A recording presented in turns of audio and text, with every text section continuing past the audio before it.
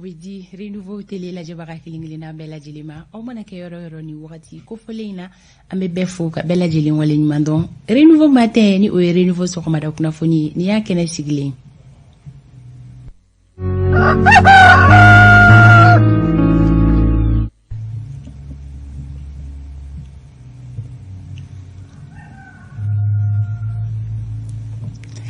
Oniche ogadana la renouveau télé ale sugantili la foli be kura kura yakadi an kanu maka kilingilina bella jilema maoma be soko ona malikono ani maliko kan wala sa kasika kuna funya jelin soroka atikila moto fasi gorola anga foli be aw bella jilenyi amana sigini kenen kan solika wilke bagaw ambe foloka aw de fo sabula bara nogonte aw mulumbe ino ka usida aw barake rola aw tilo be renouveau la ame aw fo ka kenyeni aw watu chugoyaye sabula maw sogoleno ana jien fantan nan bella jelen fe mawdunga wakati chugoyati kilinyi wala ame bella jelen fo ka kenyeni beka wakati o chugoyaye munu fene be soko awna soko na wala foli bilebele babe di bella jelema lambe baga jamakulu amana sigini kenenkan antenya auko radio renouveau la mebaro maoma sogoleno awna 98.1 sans fait ame bella jelen fo anga foli be bella jelinye mamunu fene sogoleno ana page Facebook kan renouveau FM renouveau télé page kan ame bella jelen fo ko beki bisimila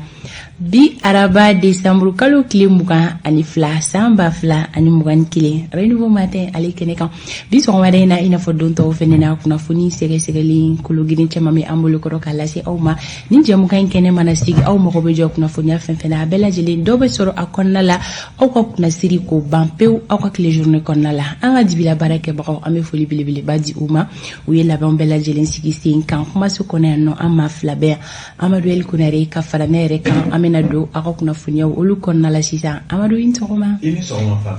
abe chogodi amela tanu ala katanu jidi bi arabaye do ko kun klisa bana bi abe chogodi arabaye chama jaro dunye do mimbe aba soro ko mashinga sira soro kusebe o nga mi ala deliko mi sana bado ko kacha ka fo muso ye abi wara sakini mun bla okerala beki jando itala sabula mando bolendo bisinga boy ko fe ko sakini pruti do rebutani dlo moto kidola wa mando fana mbole bi bodro bo pruti utanu yere wa juruti ke gatana aka okolosi hani ya soro abite mesuba chema abse ka ali negaju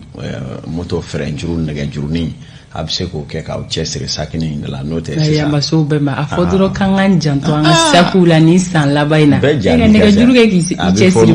muna abi foko ka do fara chesire jalaka kroy muye redoubler d'effort chesire le ne be ni fuye ka sir ni negaju otma amadu nya blama bla olu ala kan kishu toroma ni san labaina ko beki janto yede la so ni amina do kulore o kono sigatala ngona ke klo garsiga ye ona soro soni sikate ola soni ini kan mo be na nyola solo don kibaru alekene ka yani uche iga gologi kurani alenya hikene ka koro ni roja ama bo kuru kono kemani biduru kemani muga manchain isira sabali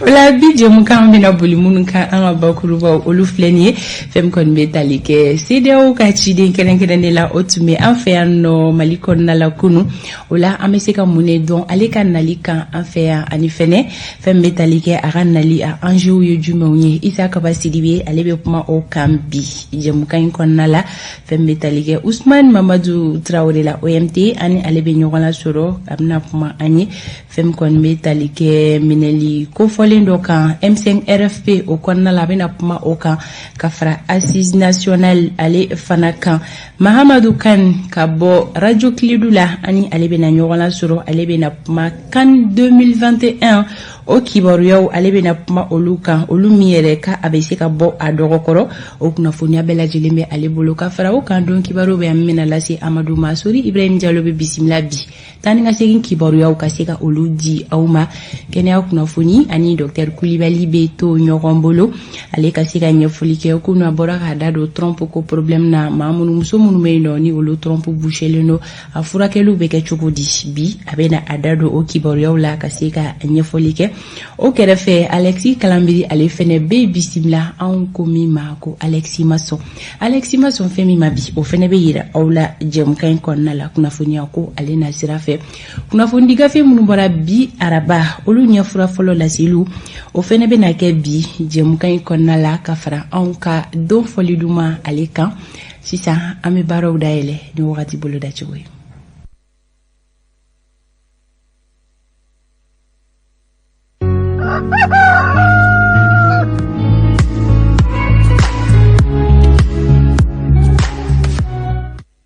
Wagati ale boloda cogo filɛ nin ye an ka marabolo kɔnɔna la sankolo o bɛna jɛya Mali marabolo kelen-kelenna bɛɛ lajɛlen kɔnɔ nka Kayi marabolo kɔnɔ ka fara Ɲoro kan Nara Tombouctou Kidal ani Tawudeni nɔgɔ bɛ tigɛ olu ka kaba la bi tile journée kɔnɔna la wagati ani wagati fonɛnɛ fiɲɛ ale bɛna ci fiɲɛ min ni a fanga tɛ bonya kosɛbɛ a bɛ ci Mali marabolo kelen-kelenna bɛɛ lajɛlen kɔnɔna la an ka jamana camancɛ marabolo ka fara kɔrɔn marabolo kan i n'a fɔ ladalako la ko bi tilega in na olu yɔrɔ jan filɛli min b'a daminɛ kilomɛtiri 6 ka taa bila 9 bɔɲɔnko la ko gɛlɛyaw bɛna don o la ka sababuya kɛ gɔngɔn ci ye o la bi tilega in na tile bɔta hakɛyaw olu cogoyaw ye nin ye Kayikaw olu ta bɛ kɛ digiri 35 ye Kulikoro olu ta bɛ jɔ 32 la Sikasokaw ta bɛ kɛ digiri 31 ye Segu olu ta bɛ jɔ 33 la Mopti olu ta bɛ kɛ 31 ye Tombouctoukaw ta bɛ jigin ka na 28 Gao olu ta bɛ kɛ 29 ye Kidal olu ta bɛ kɛ 27 ye Menakakaw olu ta bɛ jɔ 28 Tawudeni olu ta bɛ jigin ka na fo 24 na Bugunikaw fɛ yen nɔ bi tilega in na olu ka tile bɔta hakɛya o bɛ kɛ digiri 31 ye Kucala olu ta bɛ kɛ 32 ye Kita olu ta bɛ jɔ 33 la Ɲorokaw ta bɛ kɛ 31 ye Nara olu ta bɛ jɔ digiri 30 la Douanzan olu ta bɛ kɛ 31 ye San marabolo kɔnɔna na tilega in na olu ka tile bɔta hakɛya o bɛ kɛ digiri 33 ye Baɲangara olu ta bɛ jɔ 31 na Joila olu ta bɛ kɛ digiri 32 ye Bamako district kɔnɔna la sankolo o bɛ na jɛya fonɛnɛ fiɲɛ bɛ na ci bi tile journée kɔnɔna la fiɲɛ min fanga bɛ se ka bonya wagati ani wagati yɔrɔjan filɛli na siratigɛ fɛ ko gɛlɛyaw dɔɔni mina na don a la yɔrɔjan filɛli b'a daminɛ kilomɛtiri 6 ka taa bila 9 bɔɲɔnko la ka sababuya kɛ gɔngɔn ci ye o la bi tilega in na tile bɔta hakɛya Bamako district kɔnɔ o bɛ kɛ digiri 32 ye Bamako n'a lamini sɔgɔmada in na kɛnɛ cira nɛgɛ kaɲɛ 6 tɛmɛlen ni sanga 50 ye tile bɛna bi nɛgɛ kaɲɛ 18 ni ale tɛmɛna ni sanga 6 ye ni wagati bolo da cogo ye bi sɔgɔmada in na i n'a fɔ ladalako la an bɛ fɔlɔ ka di aw ma jɛmukan in kɔnɔna la a kun ye aw kelen-kelen na ka se ka aw ta n'aw bila dɔn a ka journée kɔnɔna la ko ala ka bi araba tile hɛrɛ di an bɛɛ lajɛlen ma don kibaru ale wagati selen ɲini min bɛna lase aw ma Amadou El Konare fɛ.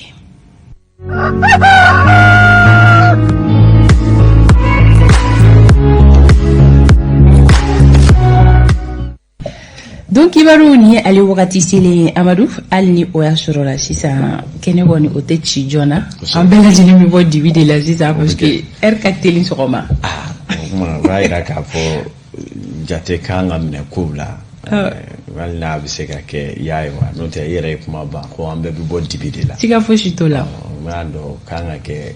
crème de nocturne ye wa walima o bɛ fɔ ɲɛmaaw tulo b'i la o an bɛ ka ɲininkali kɛ n'an y'a dilan ko ɲuman cogo min na walasa a ko bɛ ɲɛɲini parce que ka soli ka bɔ dip soli j'espère que n'an y'a dilan n'an bɛnna kan n'an taara kuma ɲɛfɔyɔrɔ la i t'i cun parce que o y'i jogo ye nka ka dɔn fɛn min don fɔlɔ parce que hali misiri welela bɛ soli ka bɔ i laada ye nka ala dibila bɔ maki la o bɛ dépend wagatiw cogoyaw tɛ kelen ye o wagati tɛmɛlenw na 6 heures b'a sɔrɔ hali tile bɔra mais an bɛ wagati min na i ko sisan ni 7 heures tɛ kɛnɛ bɛ ci kosɛbɛ dɛ o ye e min bɛ bɔ 6 heures nka maa min bɔ 4 heures ni 6 heures dibi donna 6 heures 4 heures o b'a sɔrɔ non kuma n'a fɔ cogo de don ne y'a fɛ ko ne bɛ bɔ 5 heures de an bɛ bɛn a la 6 heures cogo di ni a bɛ fɔ crème de nocturne walima crème de nuit o ko bɛ cogo min na sisan ne bɛ tila ka kuma dilan k'a don i da n b'a bonya n'a karama di ma i bɛ se ɲɛmɔgɔw ma bamanan kɔni an b'a fɔ a ka diya i ye a kana diya i ye bonya kɔnɔ a bɛ ɲɛ f'i ye n ye nin ko bonya di ma a tabarikala a dilan ko ɲuman ni crème min don nocturne walima nuitée an na s'a tigi ma a ɲɛ bɛ dɔn sɔɔni ani farakɔkaw na ɲɔgɔn ɲɛ a ko la siga t'o la aw ni ce donc kibaru kɛnɛ de bɛna dayɛlɛ sisan daani nɔ waati min na min ye k'a dɔn k'a fɔ maliden ka ca maa miliyo caman ye minnu sigilen don ka nin waati ma kɔnɔ caman m'u ka mobiliw kɔnɔ olu b'a la k'a lamɛn k'u janto circulation kana ɲami u ɲɛnɛma k'u to kibaruyaw lamɛnni na ay aw bismillah renouveau ka don kibaru la dala ni baraw daile to ye munum bakurbaw bina talike CEDEAO ka ci den kerenkerene Goodluck Jonathan kunungo a fora chugo mina ananati dafarada belebele munye atani nga segi jima ci akorolena nana ani jamana ka bolo farama chama menyoanye ni oye parti politique ni lada tigu ye nga zenda krasa ani kotigi yere kana sigi ka kuma ka soroka waw che ka sigi no ye jamana kuntigi Assimi Goita me fora keneka amena Goodluck Jonathan yere lame bi ka soroka wala awye o mana boy fana ka do jen wulile do ki jo Mali tleflani na fana Assimi ye anga lada tigu ani jamana yere ka maba munube nolu ye dugutigi la khawni maba koro ni dine tigu ka je kulu ye olu fana ga manyema fana na bismillah malila ya olu fana na ledo wasa sorona doli jonjo bse ka ke malidenw hakilina ka bonya benganga soro CEDEAO yere fana ka se ka jisumani ge kodo jila wasa minyo famia olu fana ka manyema ka dandige do ba mulo biso madaina donki waru ale kene kanana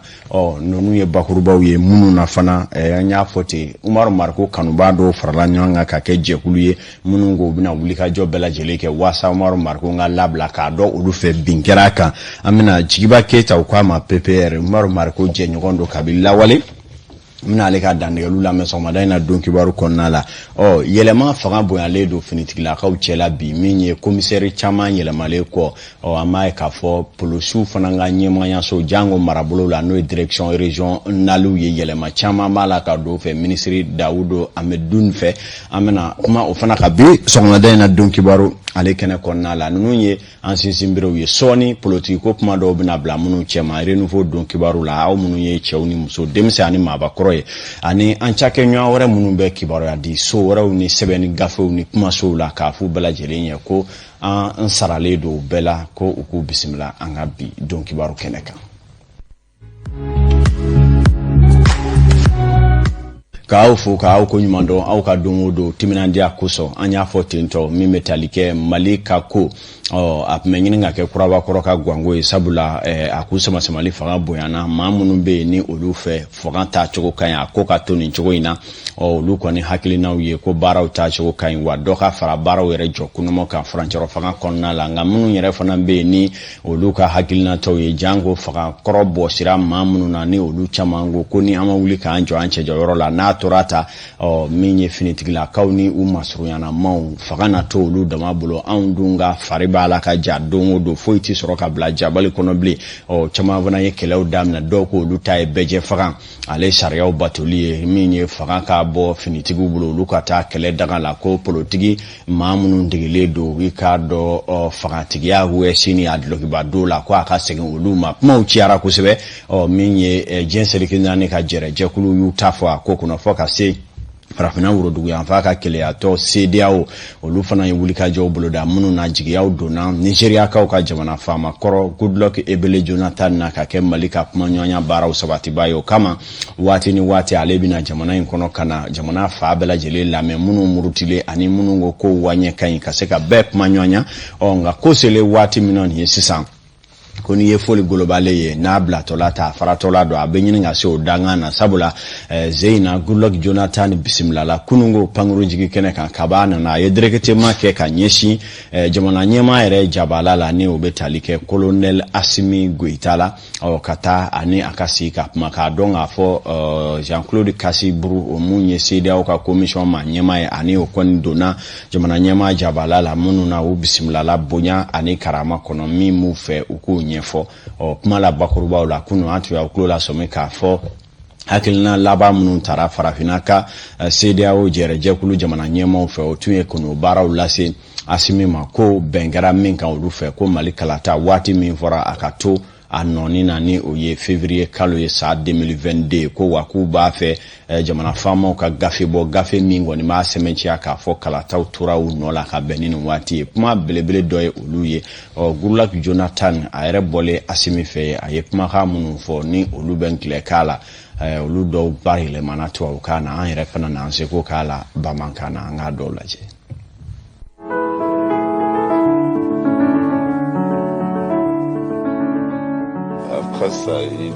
Nous sommes une mission de la CEDEAO, mission qui a été donc envoyée au Mali par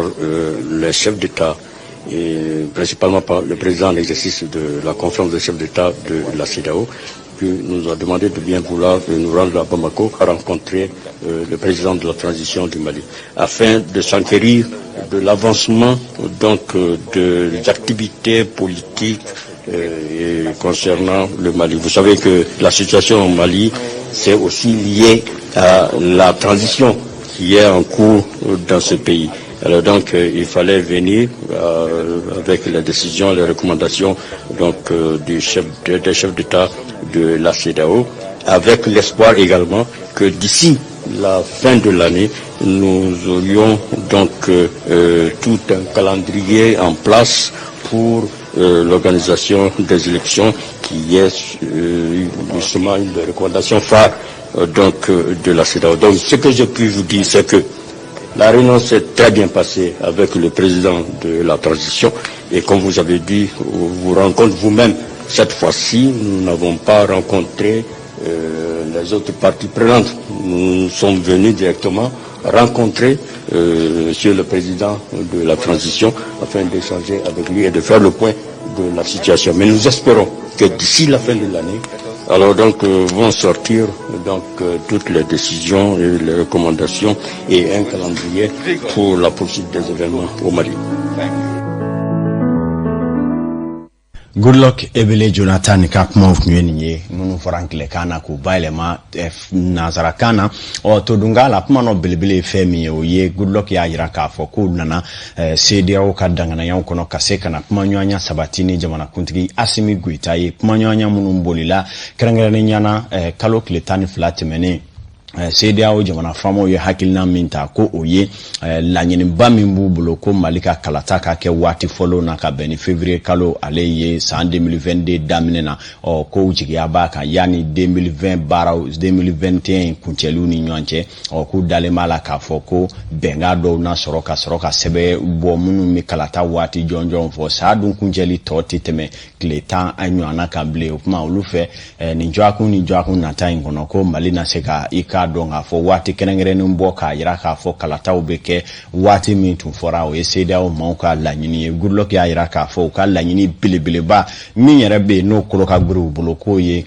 kalata ka ke wati mimbe ni o fora koroli o fo ikana fara transition jo kunomoka o yira ka puma kono ko zina o matemenchi ni ngolofe ku ko ni yutle ko tigi ba tigi yere fe no ye Assimi kata sabula puma sele yoromina o duguma ma kapma kamise akokono ni ko tigi yere de ma abla yoromina o do ko hakilina falen nunu ko ni kara bonyani karama kono bashi ma bwala la dala Assimi bu bisimla bonya kono chugomina